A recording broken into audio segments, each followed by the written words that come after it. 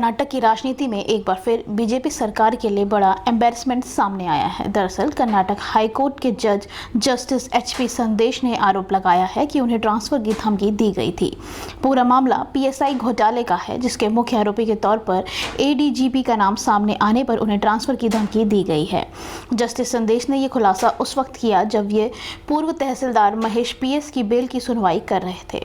पूर्व तहसीलदार 5 लाख की रिश्वत लेते रंगे हाथ पकड़े गए थे। महेश ने अपने स्टेटमेंट में बताया कि ये रिश्वत उन्होंने बेंगलोर के डीसी मंजुनाथ के कहने पर ली थी, जिसके बाद एसबी ने आईएएस मंजुनाथ को भी गिरफ्तार किया है। अगली खबर, महाराष्ट्र के नासिक जिले में मुस्लिम समुदाय के धर्मगुरु की हत्या का मामले में पुलिस ने एक शख्स को पकड़ा है, साथ ही 3 लोगों को हिरासत में लिया गया है। जानकारी के मुताबिक 35 साल के सूफी संत की गोली मारकर हत्या कर दी गई। बताया जा रहा है कि ये सूफी बाबा अफगानिस्तान के रहने वाले थे। पुलिस के मुताबिक इस घटना को 4 लोगों ने अंजाम दिया है। हत्या की ये घटना येवला तालुका के चिंचोड़ी MIDC इलाके में हुई है। मीडिया रिपोर्ट्स के मुताबिक अफगान नागरिक सूफी ख्वाजा सैयद जरीब चिश्ती की गोली मारकर हत्या कर दी गई है। इनकी उम्र करीब 35 साल थी।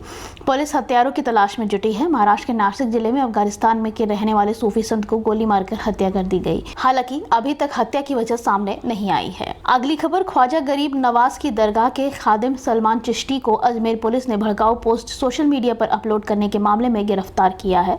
सलमान चिश्ती ने इस संबंध में पूछताछ की जा रही है। सलमान चिश्ती की गिरफ्तारी के मामले में एडिशनल एसपी विकास सांगवान ने कहा कि सलमान चिश्ती से पूछताछ जारी है। उन्होंने आगे कहा कि नुपुर शर्मा के खिलाफ वीडियो बनाया था। सलमान चिश्ती पहले ही हिस्ट्री सीटर रहा है। अपने थाने इनके ऊपर 13 मुकदमे दर्ज हैं। ऐसा प्रतीत होता है कि नशा में इन्होंने वीडियो बनाया है। आरोपी सलमान ने नुपुर शर्मा की हत्या करने वाले को अपने घर देने की बात कही थी और नशे की हालत में विवादित टिप्पणियां की गई थी।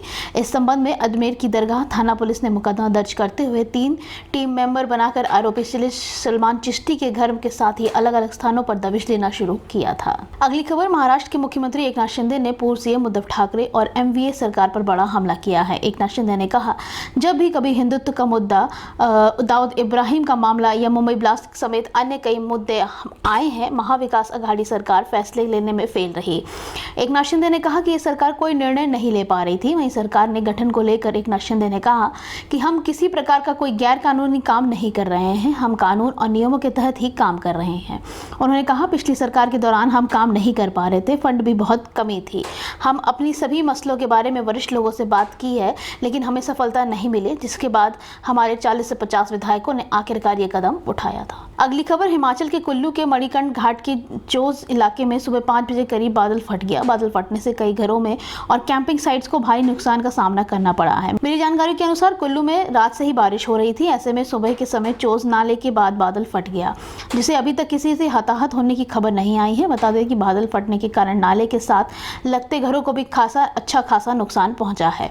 चोला नाला पार्वती नदी से जुड़ा हुआ है। बादल फटने से गांव की ओर जाने वाला एकमात्र पुल इसकी चपेट में आ गया है। सूचना मिलने पर प्रशासन और आपदा प्रबंधन ने अपनी टीमों को मौके के लिए रवाना कर दिया है। बादल फटने से मणिकर्ण की चोच में पार्वती नदी में बाढ़ आ गई है, जिससे भारी नुकसान हुआ है। नदी अभी भी उफान पर है। बता दें कि प्रशासन यह जानकारी जुटा रही है कि कैंपिंग साइट में कितने पर्यटक ठहरे हुए थे। प्रशासन की तरफ से अभी पर्यटकों की कोई जानकारी नहीं मिली है। अगली खबर, भारतीय फिल्म मेकर लीना मणिमेकलाई अपनी फिल्म काली के लिए विवादों में घिर गई हैं। फिल्म के पोस्टर में माता काली के हाथ में सिगरेट और LGBT का झंडा दिखता रहा है। उत्तर प्रदेश में अयोध्या के साधु संतों और लोगों को गहरा आक्रोश है। बात यहां तक पहुंच गई है कि हनुमानगढ़ी के महंत राजू दास ने फिल्म मेकर लीना को जयपुर की घटना की तर्ज पर सीधी धमकी देते हुए कहा कि क्या चाहते हो, तुम्हारा भी सर तन से जुदा हो जाए, क्या यही इच्छा है क्या? अभी तो आपने जो दुस्साहस किया है वह क्षमा माफी कर मिल सकती है, लेकिन अगर यह फिल्म रिलीज हो गई तो वह स्थिति उत्पन्न कर देगी कि आप संभाल नहीं पाओगे। महंत हनुमानगढ़ी राजू दास ने कहा कि एक फिल्म निर्माता है लीना, जिनके द्वारा बनाई गई फिल्म में सनातन धर्म में संस्कृति और हमारे देवी देवताओं का मजाक उड़ाया जाना बहुत ही निंदनीय है। अगली खबर, पेट्रोल डीजल की बढ़ती कीमतों की मार झेल रहे अब राजस्थान के लोगों को महंगाई का एक और झटका मिल रहा है। आज से गैस कंपनियों ने रसोई गैस सिलेंडर पर 50 रुपए बढ़ा दिए हैं। इसके बाद 14 किलोग्राम वाला LPG सिलेंडर 1056 रुपए में मिलेगा। दरअसल राजस्थान में LPG सिलेंडर सिलेंडर के 1,66,00,000 से ज्यादा कंज्यूमर है। वहीं इन करोड़ों उपभोक्ताओं को महंगाई का झटका लगा है। पिछले 6 महीने में ये तीसरा मौका है जब रसोई गैस की कीमत में इजाफा हुआ है। इन बढ़ी हुई कीमतों के बाद एलपीजी सिलेंडर की कीमतें 1,000 रुपए के पार पहुंच गई हैं। कमर्शियल एलपीजी सिलेंडर के दाम एक बार फिर से कमी की गई है। इससे पहले 1 जुलाई को भी इसकी कीमत 198 रुपए में कमी आई थी। इस कटौती के बाद कई शहरों में कमर्शियल एलपीजी सिलेंडर 198 रुपए तक सस्ता हो गया था। आज एक बार फिर इसमें 8.50 रुपए की कटौती हुई है। अगली खबर, तृणमूल कांग्रेस की सांसद महुआ मोइत्रा ने अपनी पार्टी के ट्विटर हैंडल को अनफॉलो कर दिया है। हाल ही में सांसद ने मां काली को लेकर टिप्पणी की थी। इस कारण टीएमसी ने उनके बयान से दूरी बना ली थी। बता दें कि महुआ मोइत्रा ने ट्विटर पर महज टीएमसी को अनफॉलो किया है। वे पश्चिम बंगाल की मुख्यमंत्री ममता बनर्जी को भी अभी फॉलो कर रही हैं। देश में डॉक्यूमेंट्री फिल्म काली को लेकर विवाद छिड़ा हुआ है। दरअसल इस फिल्म के पोस्टर को में हिंदू समुदाय की मां काली का अपमान बताया जा रहा है। इस पोस्टर में मां काली को सिगरेट पीते हुए उनकी हाथों में एलजीबीटी समुदाय का सतरंगा झंडा भी दिखाया गया है। फिल्म मेकर लीना की इस डॉक्यूमेंट्री पर महुआ मोइत्रा ने एक मीडिया चैनल के साथ अपने विचार साझा किए थे। महुआ मोइत्रा ने कहा था कि आप अपने भगवान को कैसे देखते हैं? भारत ही में अगर आप सिक्किम जाओगे तो वहां पर सुबह की पूजा में भगवान को विस्की चढ़ाई जाती है। अगली खबर, दिल्ली के मुख्यमंत्री अरविंद केजरीवाल ने ऐलान किया है कि राष्ट्रीय राजधानी में शॉपिंग फेस्टिवल का आयोजन किया जाएगा। उन्होंने कहा कि दिल्ली में रोजगार, व्यापार और अर्थव्यवस्था को लेकर बड़ी खुशखबरी आई है। साल 2023 में की शुरुआत में डीएलएफ के विस्तरीय दिल्ली शॉपिंग फेस्टिवल की मेजबानी करेगा। सीएम ने कहा कि 28 जनवरी से 26 फरवरी तक 2023 तक 30 दिन के लिए शॉपिंग फेस्टिवल का आयोजन किया जाएगा। ये भारत का सबसे बड़ा शॉपिंग फेस्टिवल होगा। हम इस सभी शुरू कर रहे हैं। मुझे उम्मीद है कि कुछ सालों में इसे हम दुनिया का सबसे बड़ा शॉपिंग फेस्टिवल बना देंगे। दिल्ली की सीएम ने कहा कि दिल्ली और इसकी संस्कृति का अभाव करने के लिए देश भर के साथ साथ दुनिया भर से लोगों को आमंत्रित किया जाएगा।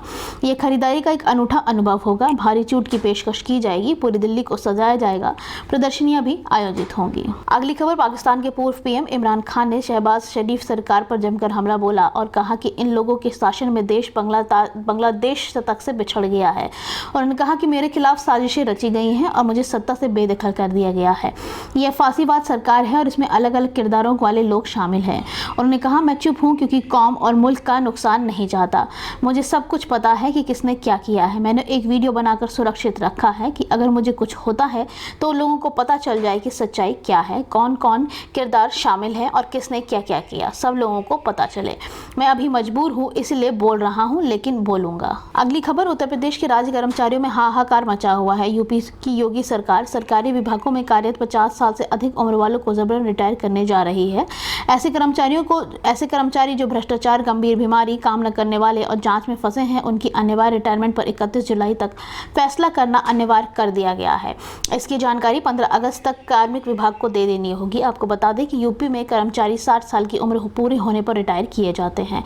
पहले कुछ विभागों में 58 साल की भी थी। मुख्य सचिव दुर्गा शंकर मिश्र ने विभाग अध्यक्ष को एक आदेश जारी किया है, जिसके बाद राज्य कर्मचारियों में हाहाकार मच गया है। दरअसल इस आदेश में कहा गया कि स्क्रीनिंग कमेटी 31 मार्च 2022 को 50 साल की आयु पूरी करने वालों के नाम पर विचार करेगी। अगली खबर, भारत में कोविड-19 के 16,159 नए मामले सामने आने से संक्रमण के कुल मामलों की संख्या बढ़कर 4,35,57,809 हो गई है, जबकि उपचाराधीन मरीजों की संख्या बढ़कर 1,15,212 पर पहुंच गई है। केंद्रीय स्वास्थ्य मंत्रालय ने बुधवार को सुबह 8 बजे तक अद्यतन आंकड़ों के अनुसार 28 और मरीजों के जान गंवाने से मृतकों की संख्या बढ़कर 5,25,270 हो गई है। उपचाराधीन मरीजों की संख्या के संक्रमण के कुल मामले में 0.26% है, जबकि कोविड-19 के स्वस्थ होने राष्ट्रीय दर 98.53% दर्ज की गई है। आंकड़ों के अनुसार कोविड-19 के उपचाराधीन मरीजों की संख्या में पिछले 24 घंटों में 737 की वृद्धि दर्ज की गई है।